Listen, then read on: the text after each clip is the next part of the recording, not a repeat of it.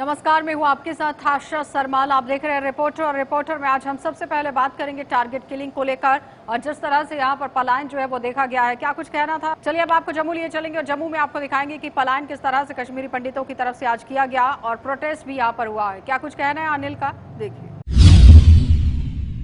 लगातार कश्मीर घाटी के अंदर जो है लगातार आतंकी गतिविधियां बढ़ती हुई नजर आ रही हैं और कई लोगों का वहां से पलायन जो है वो शुरू हो चुका है। मेरे साथ कुछ ऐसे लोग हैं, इनसे बातचीत करना चाहूंगे। ये महिला हैं, उनके बच्चा यहां पर मौजूद है, जम्मू पहुंचे हैं। मैम, क्या कहना चाहेंगे? वहां के हालात कैसे हैं? पलायन कर आप जम्मू पहुंचे हैं, क्या आप बताना चाहेंगे?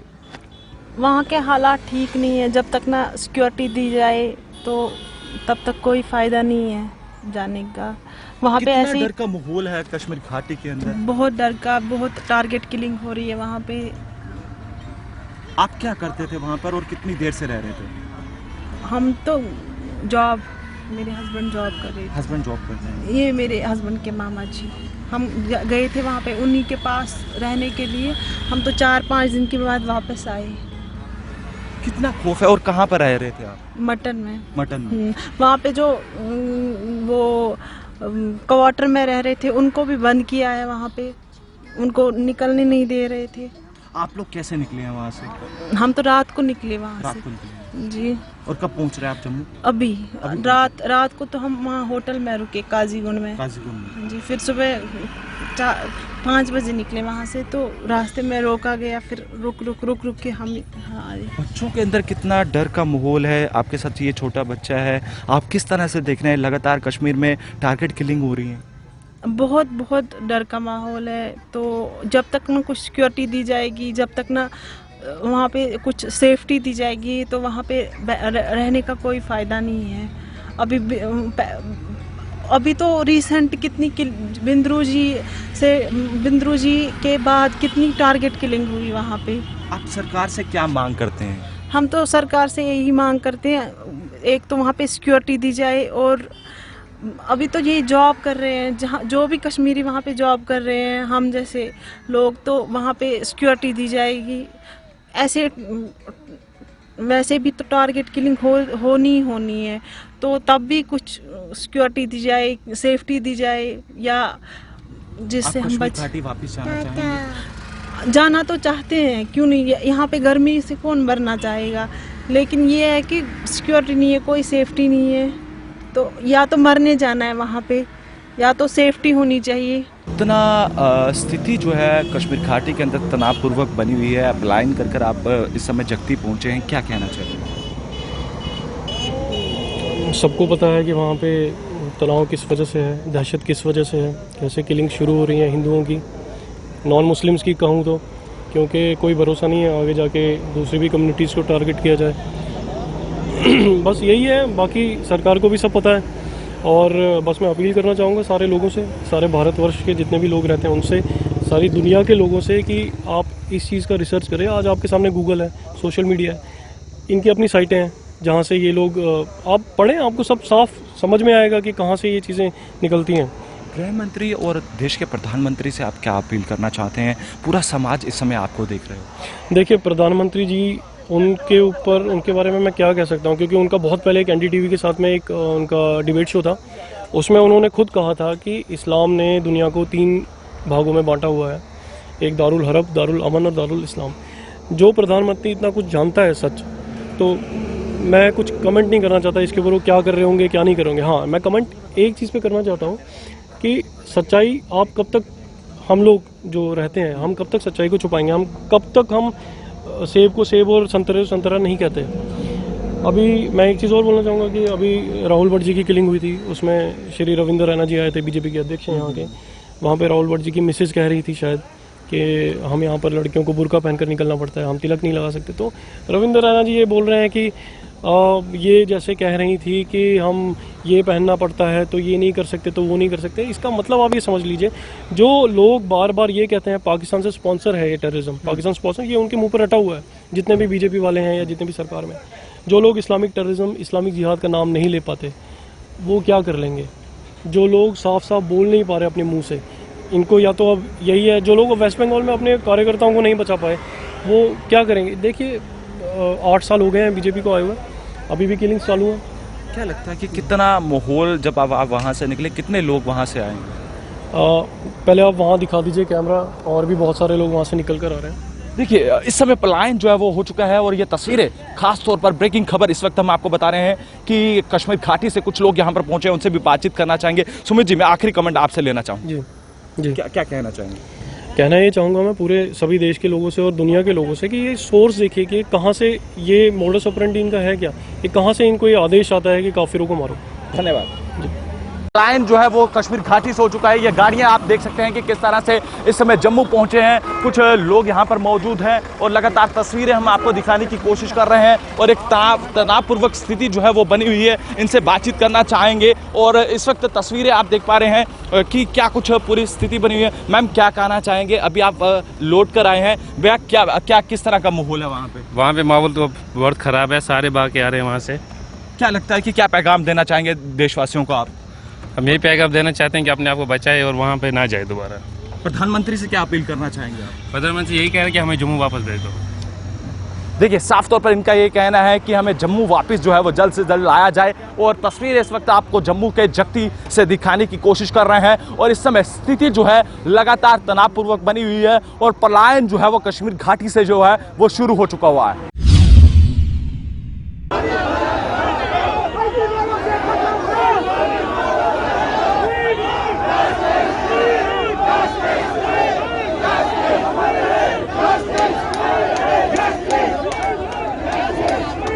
आज आप पार्टी चेंज करते हो तो इसका मतलब आप इंसान नहीं हो, आपकी इंसानियत खत्म हो जाती है आपके अंदर।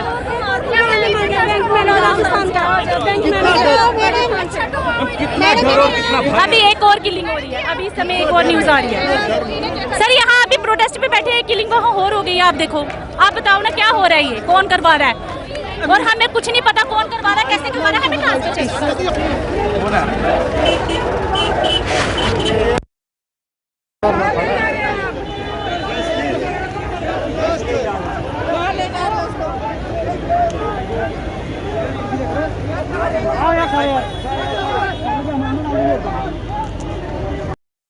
तस्वीरें इस वक्त आप देखिए कि गिरफ्तारियां जो है इस समय तमाम एम्प्लॉयज जो है वो अपनी देते हुए नजर आ रहे हैं। हालांकि पुलिस ने एम्प्लॉयज को जो है डिटेन किया है। इस समय तस्वीरें दिखाने की कोशिश कर ट्रांसफर पॉलिसी हम जल्दी से जल्दी ये प्रशासन से रिक्वेस्ट करते हैं कि जितने भी दलित समाज के जो एम्प्लॉयज जो कश्मीर डिवीजन में तैनात हैं उनके लिए ट्रांसफर पॉलिसी लागू की जाए। और जब तक टारगेट किया गया है कश्मीर के अंदर, आप वो किस तरह से देखते हैं? लगातार जो है टारगेट किलिंग जो है कश्मीर डिवीजन में हो रही है और भाजपा सरकार जो ये यूएनओ में जो इंटरनेशनल मीडिया में ये दावा करती है कि कश्मीर में जो नॉर्मलिटी चल रही है, उल्टा 370 तोड़ने के बाद कश्मीर डिवीजन में मिलिटेंसी ज्यादा बढ़ी है और उसपे जो है भाजपा सरकार लागू क्यों नहीं कर पा रही है, उसपे काबू क्यों नहीं कर पा रही है?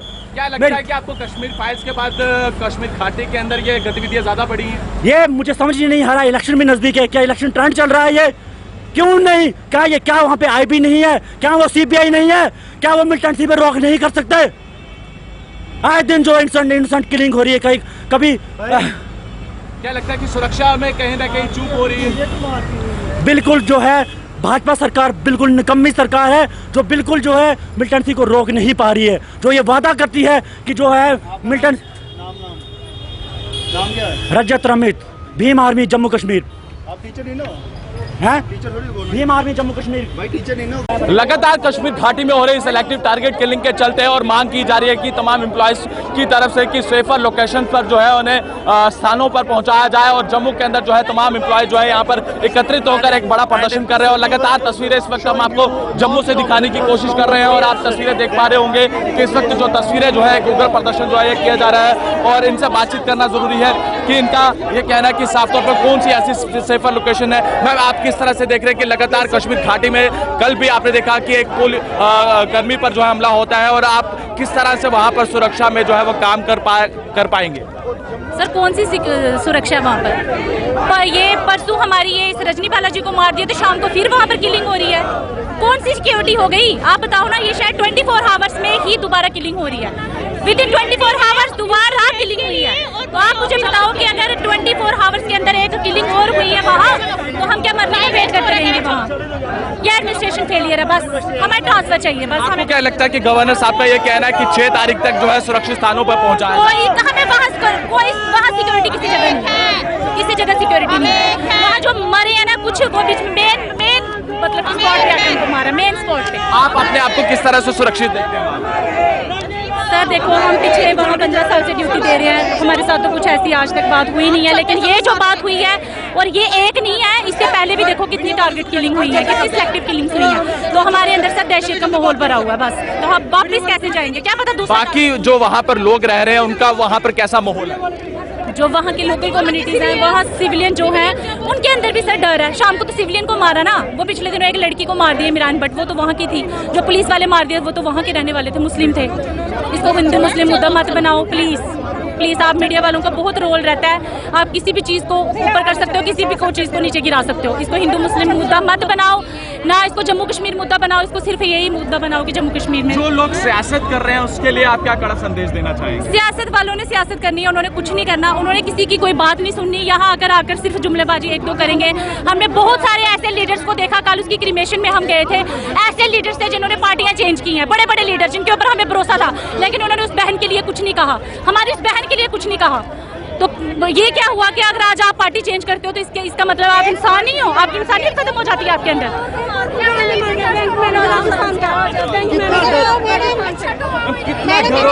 अभी एक और किलिंग हो रही है, अभी इस समय एक और न्यूज आ रही है सर। यहाँ अभी प्रोटेस्ट पे बैठे हैं, किलिंग वहाँ और हो गई है। आप देखो, आप बताओ ना क्या हो रहा है, ये कौन करवा रहा है?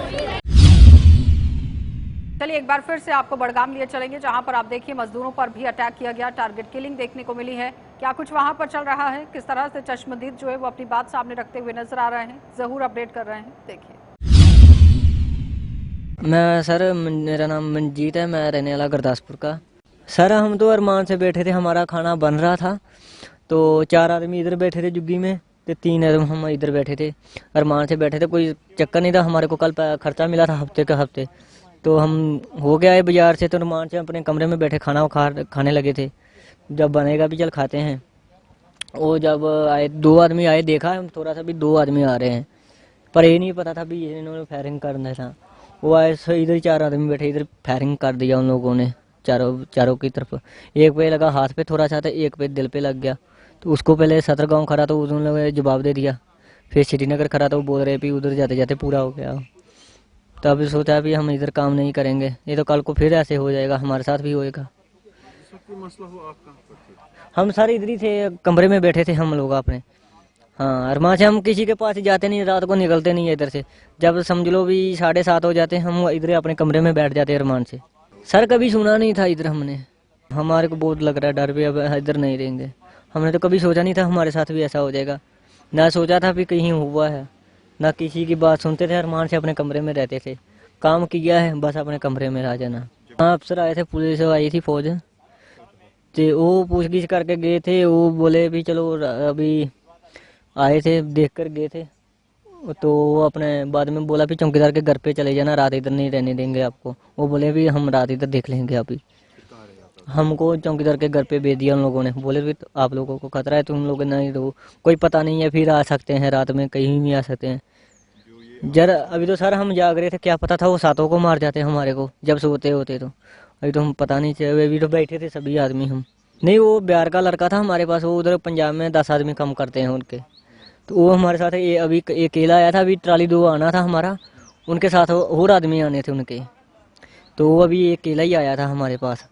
तो बोला भी चलो मैं चलूँगा तुम्हारे साथ। यहाँ चलो ठीक है। संभल चलो संभल। तो यहाँ पे कितने टाइम से करीब हो गए हमें 20 ऐसे हो, करीब 1 महीना करीब हो चुका। हमारी झुग्गी तो उतर है साहब, हम वहीं खाना बना रहे हैं। हम तो यहाँ पे जो है ना, सब लोग खाने बना रहे, रास्ता भी चल रहा था, दुकान भी खुल रही थी, तो मैं तो आया ना, मैं तो खाना बना रहा। मेरे और बंदे आए थे देखने, मुझे तो कुछ पता नहीं। अरे अभी तक तो साहब सेफ है, मगर आगे की पता नहीं। परदेसी आदमी हम, कमाने के लिए आए 4 पैसे। हमारे घर में 1 बेटा है हम पे, और 5 बेटी हैं बस।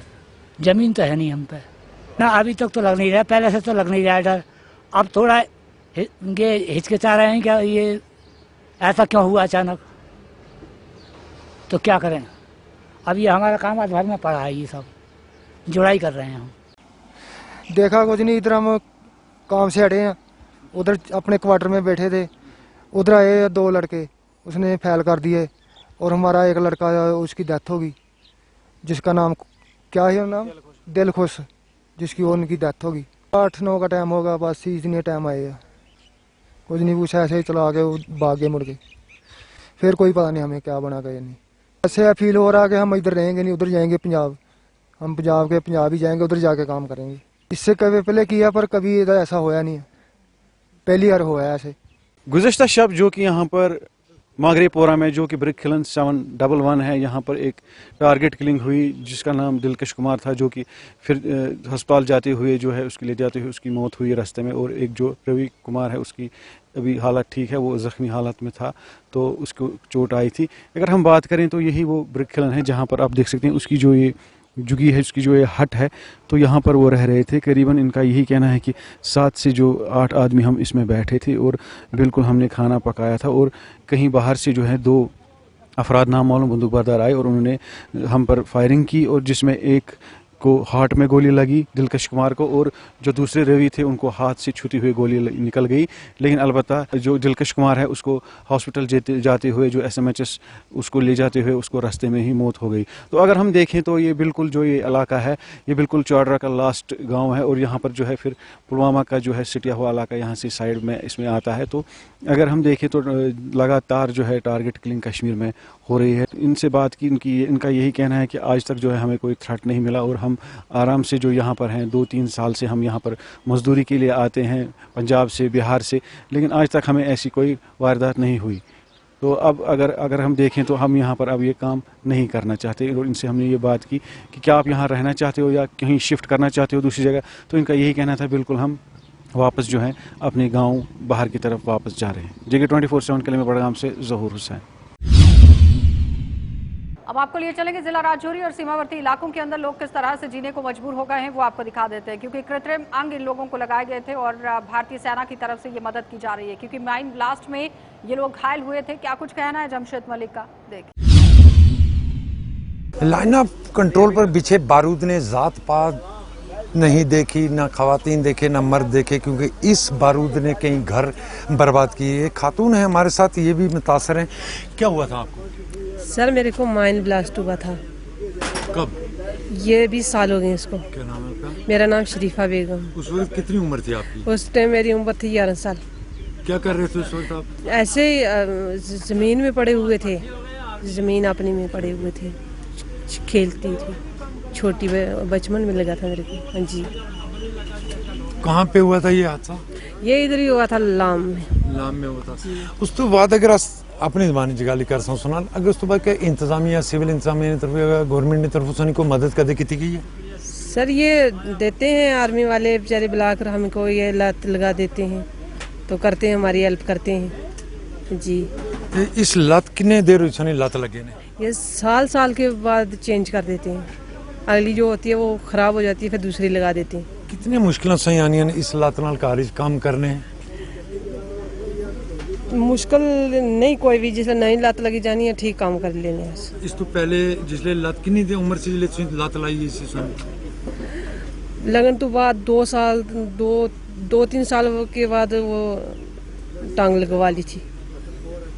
कोई सरकारी तरफ कोई पेंशन मिलनी है? पेंशन मिल रही है। कितनी पेंशन? 1000 रुपया। 1000 रुपया महीना। वो टाइम पर मिल रही है? टाइम पर मिल रही है। टाइम पर मिल रही है। मगर उस तो बाद अगर गल करें जिस तरह सेना की तरह की आर्जी लत्तां लाई जानियां, सिविल इंतजामिया की तरफ कोई इस तरह ना कैंप शैंप? सिविल की तरफ सर आर्मी वाले देते हैं, और सिविल का कभी नहीं बुलाया नहीं है सिविल वालों ने। आर्मी वाले जो हैं वो बुलाते हैं, टांगे लगाते हैं जी। देख सकते होंगे आप हमारे साथ, ये वो खवातीन हैं जिसने बचपन में अपनी टांग गवाई लाइन ऑफ कंट्रोल पर चलते बारूद के साथ। आप इस तरफ भी का मंजर भी मैं आपको दिखा सकता हूँ कि ये वो लोग हैं जिनको बाजू लगाने का काम भी किया जा रहा है। गैर सरकारी तंजीम की तरफ से लगे इस कैंप में कई लोगों की आज मदद की जा रही है, और लोगों के चेहरों पे थोड़ी सी खुशी ज़रूर देखने को मिल रही है, क्योंकि आज इनके बाजू या हाथ इनको दिए जा रहे जो आर्जी हैं, हालांकि इनसे वो इतना काम नहीं कर पाते, मगर चलने में ज़रूर इन लोगों को आसानी हो सकती है इसके बाद लगने के। जिस तरह आप देख सकते हो इस वक्त भी इनकी बाजू इनको लगाई जा रही है, और ये वो लोग हैं जिन्होंने लाइन ऑफ कंट्रोल पर बिछे हुए बारूद से अपने बाजू या टांगें गंवाई हैं। इस तरह तरह के मंजर लाइन ऑफ कंट्रोल पर पिछले कई अरसा से देखने को मिलते हैं, जहां आए दिनों इस तरह की खबरें भी सामने आती हैं कि लाइन ऑफ कंट्रोल पर बिछे बारूद में धमाके से किसी ने अपनी जान गंवाई या किसी ने टांगे या किसी ने बाजू गंवाए। मगर इन लोगों की मदद के लिए लाइन ऑफ कंट्रोल के बिल्कुल नज़दीक जो सेना है वो इनकी ज़रूर मदद करती है। और जिस तरह इनकी तरफ से कहा जाता है कि हर साल इस तरह के कैंप मुनक्कद किए जाते हैं ताकि इन लोगों को जिनको पहले टांगे लगाई गई हैं उनकी टांगे या बाजू दोबारा नए लगाए जाएं, और जो नए लोग इसमें शामिल होते हैं उनको नई तरीके से या उनकी जांच की जाए या उनको किस तरह की मदद की जाए। इस तरह के कैंप लगाए जाते हैं सेना की तरफ से। मगर सिविल इंतज़ामिया की तरफ से जिस तरह इन लोगों की तरफ से ये कहा जा रहा है कि 1000 रुपया पेंशन ज़रूर दी जाती है, मगर इसके अलावा कोई मदद इनकी नहीं की जाती। हालांकि इन अपाहज लोगों के लिए सरकार की तरफ से ज़रूर कई बड़ी बड़ी स्कीमें बनाई जाती हैं, मगर ज़मीनी सतह पर वो स्कीमें कहीं नज़र नहीं आती हैं, क्योंकि इन लोगों की तरफ से आज भी इस तरह की मांग की जा रही है कि अपाहज लोगों के लिए कोई स्पेशल प्रोग्राम बनाए जाएं जिसमें इनको नौकरियां दी जाएं या इनके रोज़गार के लिए कुछ और मज़ीद काम किए जा सकें। और भी अलग अलग जिलों के अंदर क्या कुछ चल रहा है वो आपको दिखा देते हैं। तो जिस तरह से 2 दिन पहले कश्मीर में रजनी बालाजी की टारगेट किलिंग हो जाती है, आतंकवादी अपनी गोली का निशाना बनाते हैं, उनकी हत्या कर दी जाती है और तमाम लोग उनकी हत्या को लेकर अब विरोध जता रहे हैं कि एक बहू बेटी जिसको वहां पर टारगेट किया गया और आतंकवादी जिस तरह से लगातार हम देख रहे हैं कि निहत्थे लोगों को वहां पर निशाना बना रहे हैं, तो ये एक चिंता का विषय बना हुआ है। लेकिन हालात कश्मीर घाटी के लगातार बद से बदतर होते जा रहे हैं। लेकिन अगर बात करें रजनी बालाजी के परिवार को लेकर तो कोई बड़ा आश्वासन जो है वो एडमिनिस्ट्रेशन की तरफ से उनको नहीं दिया गया है। तो इसी के ऊपर बातचीत करने के लिए मेरे साथ मौजूद है सरिंदर अत्री जी, जो कि एससी कम्युनिटी से ताल्लुक रखते हैं। और आपको बता दें कि रजनी बालाजी भी एससी कम्युनिटी से ताल्लुक रखती थी, क्योंकि एसएसआरबी के तहत उनकी पोस्टिंग वहां कश्मीर घाटी में हुई थी और वो बड़े अच्छे तरीके से वहां पर काम कर रहे थे, ज्ञान बांट रहे थे वहां पर। लेकिन आतंकवादी ने उनको गोली का निशाना बनाया। लेकिन आज ये एडमिनिस्ट्रेशन को क्या संदेश देना चाहते हैं, जिस तरह से अभी भी आप अगर देखें तो परिवार के बारे में कुछ सोचा नहीं गया है। उनके हस्बैंड भी वहीं पर कार्यरत हैं, लेकिन आज वो ये कहते हैं कि उनकी जान को भी खतरा हो सकता है, तो लिहाजा उनको भी जम्मू में ट्रांसफर किया जाए। उनकी बच्ची वहां स्कूल में पढ़ती है, तो वो चाहते कि उनकी बच्ची को भी यहीं पर जो दाखिला मिलना चाहिए जम्मू में। क्या कहेंगे आप? कांग्रेस से भी व्यवस्था रखते हैं, कन्वीनर आप कांग्रेस के एससी कम्युनिटी को लेकर आप आगे उनको जो उनकी बात रखते हैं, तो क्या कहेंगे जिस तरह से ये एक बड़ा एक झकझोर देने वाला मामला जब सामने आया कि रजनी बालाजी की हत्या कर दी जाती है और वैसे भी हम लगातार देख रहे हैं कि कश्मीर घाटी में टारगेट किलिंग हो रही है, तो क्या आप कहना चाहते हैं एडमिनिस्ट्रेशन को? देखिए ऋषि जी, परसों जब हमने सुना हमारी बहन रजनीवाला के साथ इस तरह के एक मिलिटेंट अटैक जो कश्मीर में हुआ, तो हमें बहुत ही शौक हुआ। पहले तो हमें कंफर्म नहीं हो रहा था कि कौन है, कहाँ से हैं। तो जब हमें पता चला कि वो हमारी सांबा डिस्ट्रिक्ट से हैं, तो बहुत ही एक दर्दनाक हादसा जो हुआ। आज से पहले जो हादसे जो है वो पहले कश्मीरी पंडितों को टारगेट किया जाता था, तो आज इतना माहौल ख़राब हो गया है कि मतलब हमारी दलित समाज पे टारगेट होना शुरू हो गया। इससे पहले कभी हमारे दलित समाज का कोई भी टीचर, कोई भी हमारा किसी पे अटैक नहीं हुआ। पहले कश्मीरी पंडितों को टारगेट किया जाता था, अब हमारा दलित समाज जो है उस पर टारगेट किया जा रहा है। तो मैं ये कहूँगा कि 1990 वाला दौर जो पहले भारतीय जनता पार्टी का था, वो वही दौर अभी फिर से दोहरा गया है, फिर से आ गया है। और ये दलित समाज जो है हमारा, वो कहीं ना कहीं अनसिक्योर महसूस कर रहा है। सुरक्षा देने में कहीं ना कहीं एलजी सरकार जो है वो फेलियर साबित हो रही है। लेकिन हम देख रहे हैं कि जिस तरह से आपने कहा कि एससी हो, एसटी हो, ये तमाम अलग अलग धर्मों से ताल्लुक रखने वाले लोग हो, उन तमाम लोगों को वहां पर टारगेट किया जा रहा है, जो जिनके अंदर देशभक्ति भरी है उनको टारगेट किया जा रहा है। लेकिन अब जिस तरह से आप ये कह रहे हैं कि अभी तक कोई आश्वासन नहीं दिया गया, तो उसको लेकर क्या कहेंगे एडमिनिस्ट्रेशन को? मैं वही बोल रहा हूँ कि जब उनकी डेड बॉडी उनके घर पे पहुंची तो हम सभी वहाँ पे इकट्ठे थे। तो कुछ नेता, बड़े बड़े नेता भी वहाँ पे आए हुए थे, भारतीय जनता पार्टी के भी कुछ नेता वहाँ पे आए हुए थे। तो वो सिर्फ आश्वासन देने के सिवाय वहाँ पे वो राजनीति कर रहे थे, वहाँ पे आके डेड बॉडी के पास बाइट दे रहे थे। तो हमने उसका भी कड़ा विरोध किया था कि ये नहीं होना चाहिए। अगर आपने बाइट देना है तो आप बाहर जाके दे सकते हैं, हमारी डेड बॉडी के पास जिनके घर में इतना शोक की लहर है वहाँ पे ऐसा नहीं होना चाहिए। तो ये कहीं ना कहीं सुरक्षा देने में बेस, हम यही कहते हैं कि अगर आप सुरक्षा नहीं दे सकते तो आप कम से कम इस्तीफा तो दे सकते हैं।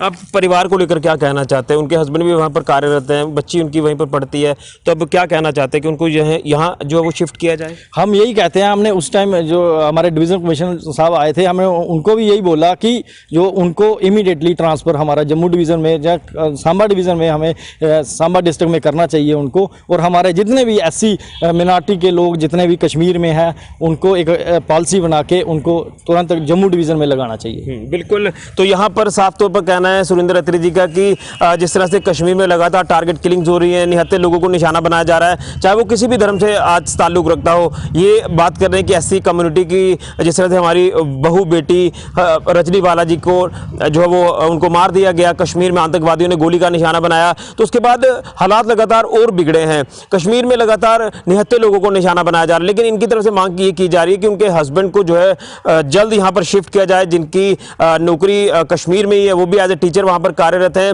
और एक विशेष पॉलिसी के तहत उनको जल्द यहाँ पर वापस लाया जाए और तमाम लोगों को सुरक्षा मुहैया करवाई जाए जो वहाँ पर लगातार नौकरियाँ तो कर रहे हैं लेकिन वो जान हथेली पर रखकर वहाँ पर काम कर रहे हैं। हालात बद से बदतर हैं कश्मीर घाटी में, लेकिन कोई बड़ा आश्वासन जो वो परिवार को नहीं दिया गया है अभी तक LG एडमिनिस्ट्रेशन की तरफ से। तो इनका भी साफ तौर पर कहना है सुरेंद्र अत्री जी का, जो कांग्रेस से व्यवस्था रखते हैं और JKUT के SC के कन्वीनर हैं, तो ये अपील कर रहे हैं कि प्रशासन को कुछ संज्ञान लेना होगा और रजनी बालाजी के परिवार को लेकर यहाँ पर बात करनी होगी और ट्रांसफर पॉलिसी के तहत रजनी बालाजी के हस्बैंड को यहाँ पर जम्मू वापस लाया जाए। लेकिन हालात काफी बद से बदतर होते जा रहे हैं। हर घंटे हमें ये खबर सुनने को मिल रही है कि कश्मीर घाटी में निहत्थे लोगों को निशाना बनाया जा रहा है। ये चिंता का विषय है। LG प्रशासन को संज्ञान जल्द से जल्द लेना होगा। फिलहाल के लिए कैमरामैन राहुल के साथ ऋषि खजूरिया, JK24 न्यूज के लिए।